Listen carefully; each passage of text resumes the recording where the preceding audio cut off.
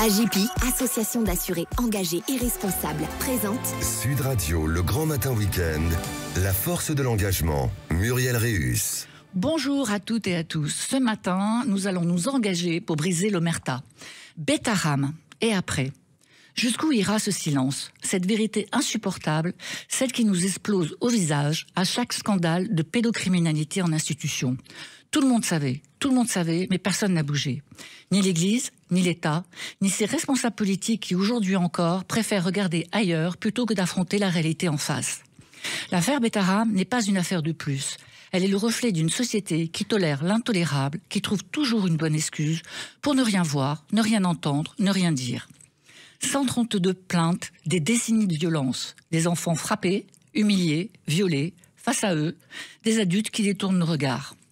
1996, un père dénonce ce que son fils a subi dans l'institution Notre-Dame de Betharam. Sa plainte est ignorée, pire, il est écarté de l'association des parents d'élèves. 2024, on découvre l'ampleur du scandale. Et que se passe-t-il? Des enquêtes lentes, des paroles mises en doute, des hommes qui, face à l'évidence, continuent de dire « je ne savais pas, je n'étais pas au courant ». Mais si, vous saviez, les enseignants ont vu, les surveillants ont vu, les prêtres ont vu, les politiques ont su. Ils ont su, mais la réputation de l'institution valait plus que la parole de ses enfants.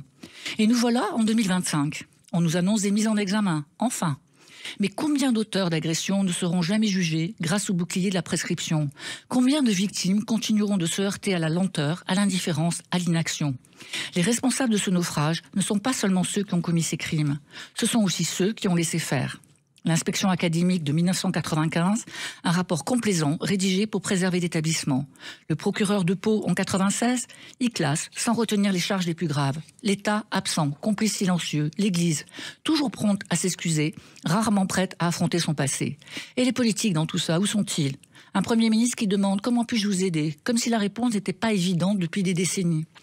La vérité, c'est que les violences sexuelles sur mineurs ne sont pas une priorité politique. La vérité, c'est que l'État refuse encore aujourd'hui de mettre en place les mesures d'urgence nécessaires. Inspection systématique et immédiate de tous les établissements éducatifs et religieux. Levée totale de la prescription pour les crimes sexuels sur mineurs. Sanctions pénales contre les institutions, les dirigeants qui ont couvert ces crimes. Rien de tout cela n'est fait. On en a assez d'entendre plus jamais ça après chaque scandale. Assez des excuses creuses, assez des indignations de façade. Betharam, comme toute autre affaire, est une plaie béante. Parce qu'un enfant brisé, c'est un enfant qu'on sacrifie deux fois. D'abord par l'abus, ensuite par l'oubli. Et définitivement, nous refusons d'oublier. Ce matin, je reçois Mélanie de Brabant, présidente de l'association Fraternité Victime. Bonjour Mélanie, merci d'être avec nous. Bonjour. Alors, avant toute chose, pouvez-vous nous présenter Fraternité Victime et ses principales missions? Bien sûr, Fraternité Victime, donc c'est une association qu'on a créée il y a 1 an.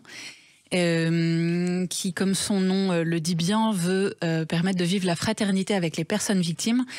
Donc on a pour ça différents moyens pour les soutenir. D'abord un réseau de bénévoles, de rencontres, simplement d'échanges.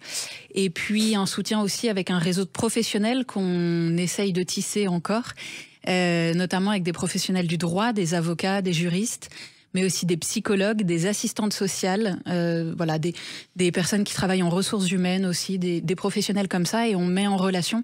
L'idée, c'est de simplifier le parcours des personnes victimes en faisant pour eux ce travail de repérer les professionnels qui pourraient les aider. Et puis, on a aussi une part où on peut justement soutenir financièrement les personnes victimes, notamment dans les frais juridiques qui peuvent s'élever très vite et qui peuvent être un frein pour faire valoir ses droits. Et puis, on a encore un axe de formation en interne et puis de sensibilisation à la fois du grand public, des responsables. Voilà un peu tout ce qu'on veut mettre en place à travers cette association. Alors, on est tout à fait une association laïque. On est une association qui est pour les personnes victimes de toute violence, tout abus subi dans le cadre religieux, quelle que soit la religion, quelle que soit la foi de la personne, la spiritualité ou l'absence de spiritualité de la personne. L'idée, c'est que la violence subie l'a été dans le cadre religieux, que ce soit une institution scolaire comme Betharam ou une paroisse ou un mouvement de scoutisme. Ou, voilà.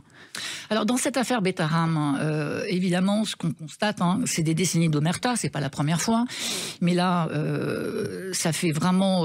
Enfin, je pense que on arrive à un phénomène un peu de ras-le-bol de toutes ces affaires et de ces silences institutionnels. Pourquoi, d'après vous, ces faits ont-ils été couverts aussi longtemps?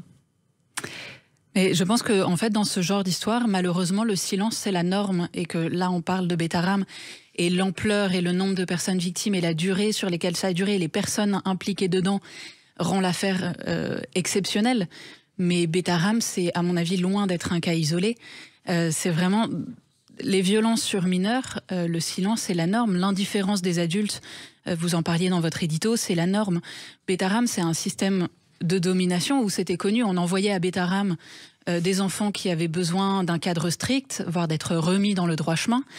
Donc c'était des enfants réputés difficiles, des enfants du coup fragiles, puisqu'on va pas les croire, on va pas considérer leurs paroles. On voit aussi dans les témoignages que les enfants qui ont été ciblés sont principalement des enfants de divorcés, par exemple. Donc un peu des enfants à la marge, encore moins crédibles que les autres. Il y avait un système de domination aussi des enfants entre eux, avec des plus vieux qui surveillaient les plus jeunes dans les dortoirs, avec toutes les violences physiques et sexuelles qu'il y a pu avoir.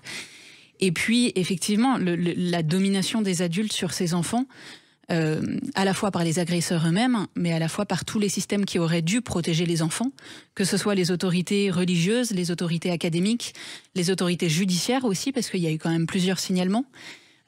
Personne ne s'est inquiété de ces enfants, personne n'a cru ces enfants, personne n'a voulu voir ou n'a voulu prendre en considération ce qu'on voyait. Et ça, malheureusement, c'est ce qu'on voit dans beaucoup d'autres endroits qui touchent à l'enfance.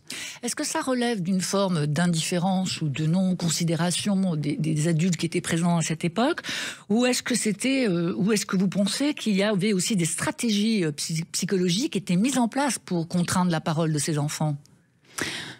Probablement un peu des deux. Je vous dis, quand on voit les enfants qui ont été victimes, visiblement, les prédateurs recherchent toujours les cibles les plus faciles, les plus vulnérables. Et ça, c'est ce qu'on voit. C'est ce qu'on voit à Betaram, c'est ce qu'on voit dans les familles, c'est ce qu'on voit dans toute la société française. Maintenant, le silence, le fait de ne pas vouloir voir, ça, c'était à Betaram, mais c'est encore aujourd'hui. Quand on reprend les chiffres de la Civise, par exemple, 160 000 enfants qui sont agressés chaque année sexuellement, uniquement sexuellement. Qui en parle? Qui les voit, ces gamins? 3 enfants par classe chaque année, qui les voit? Alors, il y a eu cette mise en examen récente de cet ancien surveillant, qu'on appelle Patrick M, qui était surveillant général à Betaram, âgé de 60 ans, pour des faits de viol par personne ayant autorité commis entre 91 et 94. Encore en poste il y a 1 an, il a été écarté après l'ouverture de l'enquête judiciaire. Il a reconnu des violences physiques, mais il n'a pas reconnu des violences sexuelles. Il a simplement reconnu avoir infligé des gifles à ses élèves. 2 autres suspects, un ancien surveillant et un prêtre, ont été placés en garde à vue, mais ils ont été remis en liberté en raison de la prescription des faits.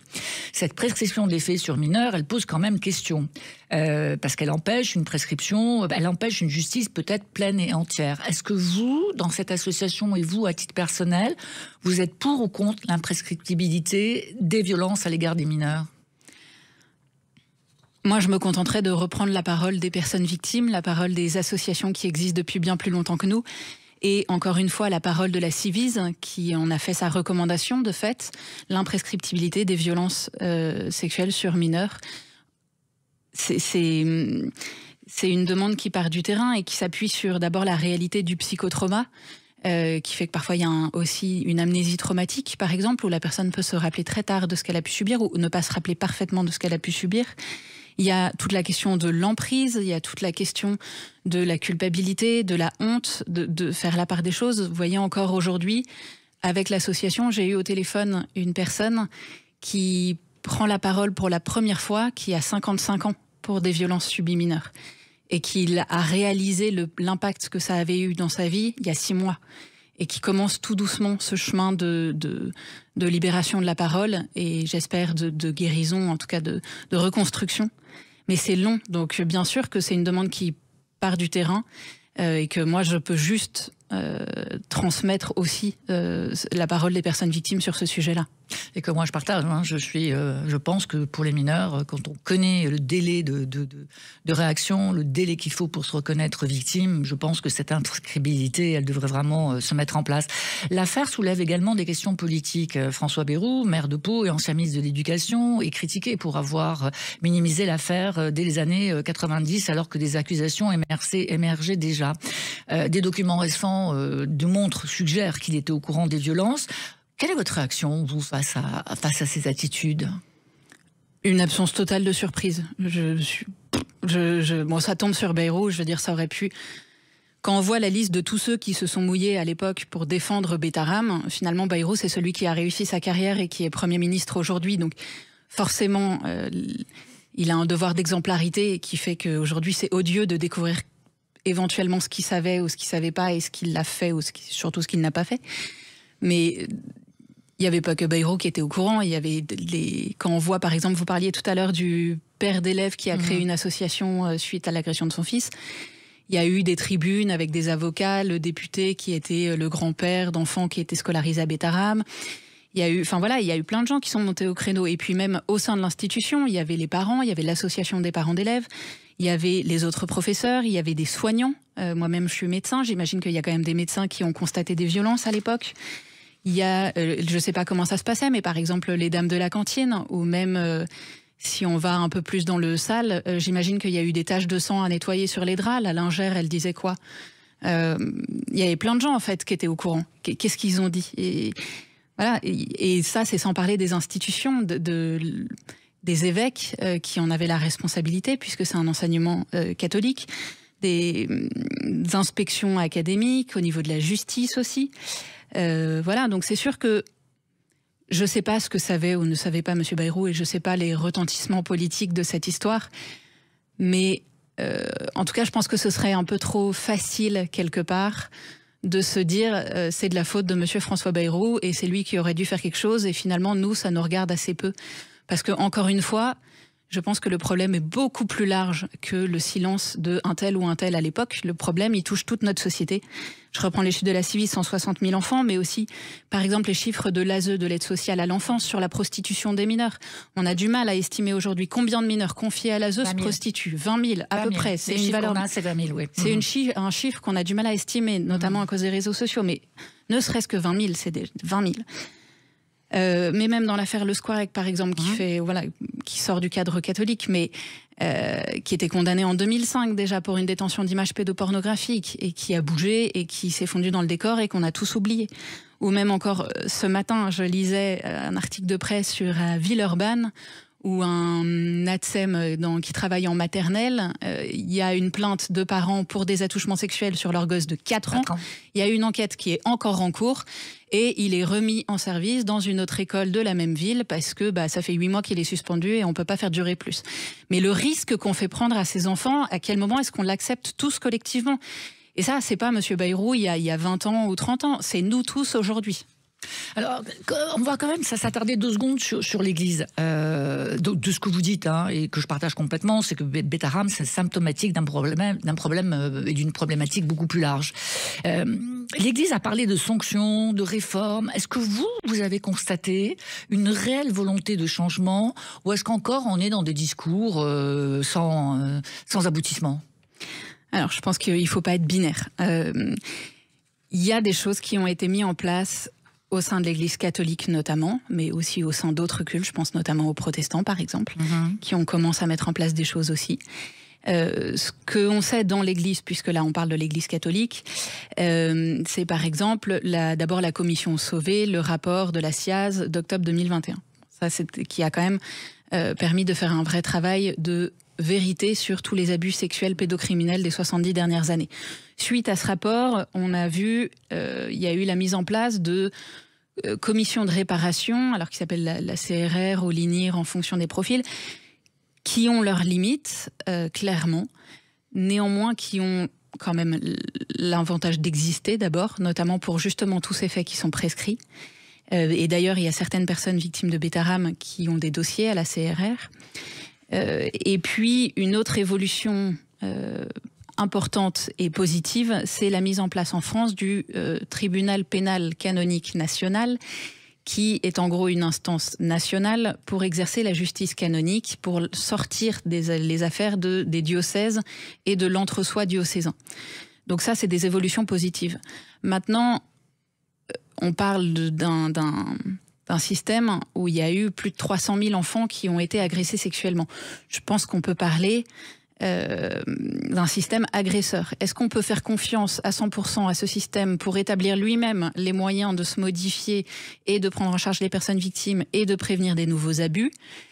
Ça me paraît un petit peu illusoire. D'autant plus que voilà, il y a des gens à l'intérieur qui ont vraiment à cœur de lutter contre ces abus, de lutter contre ces violences et de changer les choses. Mais il faut bien être conscient aussi qu'il y a des gens qui vont dans l'autre sens. Et donc, nous, ce qu'on demande aussi à l'État, c'est tout simplement de faire appliquer la loi, y compris au sein de l'Église, y compris même si on n'a pas très envie parfois d'aller embêter les cathos. Et je vais donner quelques exemples, mais qui sortent aussi parfois du strict cadre des violences sexuelles en institution scolaire. Mais par exemple, nous, dans l'association, on accompagne une ancienne religieuse sortie d'une communauté où plus personne n'a de papier à jour, et une carte d'identité sont toutes périmées. Et donc, quand elle est sortie, elle a dû refaire tous ses papiers qui étaient périmés depuis 2004. Et je lui dis, mais comment tu faisais pour voter ? Elle dit, bah non, mais on vote, puisque tout le monde sait qu'on est les bonnes sœurs du coin, il n'y a pas de problème. Mais ça, c'est un problème, parce que quand même, avoir une bande de nanas plus personne n'a de papier à jour, c'est le premier pas d'une dérive sectaire, quand même. Ou si on revient à l'enseignement, encore aujourd'hui, des collèges catholiques où dans le règlement, c'est participation obligatoire à la messe ou confession mensuelle obligatoire, par exemple. Ça existe encore aujourd'hui. Ou, dernier exemple, par exemple, la communauté des Béatitudes qui sort un communiqué en 2011 où elle-même reconnaît que leur fondateur, donc dit Ephraim et de son vrai nom Gérard Croissant, a commis des violences sexuelles sur de nombreuses femmes et même sur une mineure. Il n'y a eu aucun signalement de leur part, mais pourquoi le procureur ne s'est pas lui-même autosaisi du dossier ? Il n'y a eu aucune enquête, rien du tout. Donc voilà, nous, ce qu'on demande simplement, c'est que l'État ne laisse pas les autorités ecclésiales gérer seules leur business de leur côté. Parce qu'en fait, ce qu'on voit, c'est que de fait, ça ne marche pas. Eh bien, l'État français a annoncé tout dernièrement qu'ils allaient mettre en place des inspections des établissements privés sous contrat, mais étalés sur 2 ans. Je pense que vous, comme moi, vous considérez que ce n'est pas suffisant. Donc, on attend beaucoup plus de l'État à côté des institutions ecclésiastiques, comme vous l'avez dit tout à l'heure. Merci Mélanie de Brabant, présidente de l'association Fraternité Victime, pour cet éclairage à la fois sur cette affaire de Bethlehem et sur toutes ces affaires de violences sexuelles commises à l'égard des enfants. Merci à vous. Sud Radio, le grand matin week-end, la force de l'engagement, Muriel Réus. Avec AGEPI, association d'assurés engagés et responsables.